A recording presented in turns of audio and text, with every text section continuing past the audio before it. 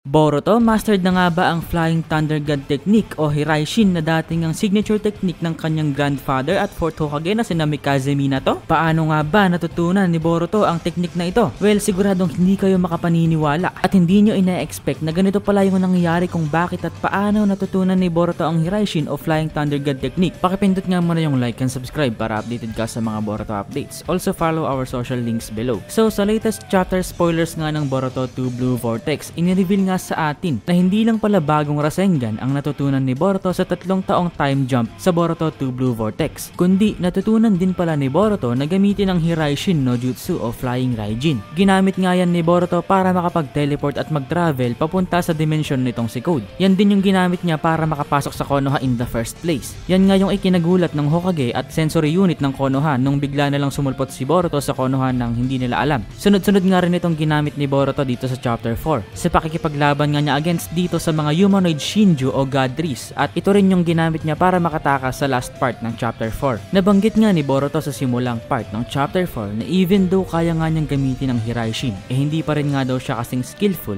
o kasing galing kung ikukumpara sa 4th Hokage. Dahil kung titignan nga natin kinakailangan pa rin ni Boruto ng matinding focus at chakra control para magawang i-perform ang Hiraishin. Habang si Minato nga matatandaan natin na halos effortless lang para sa kanya na i-perform ang Flying Raijin. Kumbaga second nature na para sa kanya na gamitin ang jutsu na ito. Pero itong nagawa nga ni Boruto guys napakalaking feat pa rin para sa akin at hangang-hanga nga ako dito guys kay Boruto dahil this just shows na kahit papano nga malaki din talaga yung chakra reserves ni Boruto. Dahil kung matatandaan nga natin noon, kinailangan pa nga ng 3 Jonin para makapag-perform ng Hiraishin ng isang beses. Habang itong si Boruto nga katulad ni Minato kaya itong gamitin kahit siya lang mag-isa at kahit i-spam o ulit-ulitin pa niyang gamitin ito. Nang ayos lang at hindi siya nagkakaproblema pagdating sa chakra. At kinukumpirma lang din ito na isa talagang genius at prodigy itong si Boruto dahil hindi nga isang simpleng technique ang Flying Raijin. Isa nga itong S-rank jutsu na tanging 2nd Hokage at 4th Hokage lamang ang nakagawa at naka-perfect. At ibig sabihin lang din ito guys na pati nga ako isang genius. Dahil kung matatandaan nga ng iba dyan, noong August 30 nga may in-upload akong video at mukhang yung Hiraishin nga talaga yung ginamit ni Boruto papasok sa Konoha sa chapter 1. Tumama yung prediction natin guys. So maniwala kayo sa mga sinasabi ko, nagkakatotoo guys. So tara na nga dito sa pinakamalupit na part ng video na to guys. Sagutin natin ang tanong na paano nga ba natutunan ni Boruto ang Flying Raijin technique. So tulad nga ng sinabi ko kanina, tanging 2 ninja lang sa shinobi history ang nagawang mamaster ang Hiraishin, ang 2nd at 4th Hokage. At kahit si Naruto nga hindi nagawang matutunan ang jutsu na ito for some reason. Pero itong si Boruto nga naging successful pagdating dito. Pero paano? Well, ito nga ang sagot. Yan nga ay dahil kay Kashin Koji. Pero senpai, bakit naman si Kashin Koji? Ano yung alam ni Kashin Koji pagdating sa Flying Raijin? Kahit nga diba si Jiraiya hindi naman alam gamitin ito? Ano nga ba yung connect ni Kashin Koji pagdating dito sa Hiraishin? Sagutin natin. So dito nga sa chapter 4 guys, in-reveal nga sa atin na itong si Kashin Koji nga tinulungan pala itong si Boruto sa kagustuhan ni Boruto na iligtas ang mundo at ibalik sa normal ang lahat.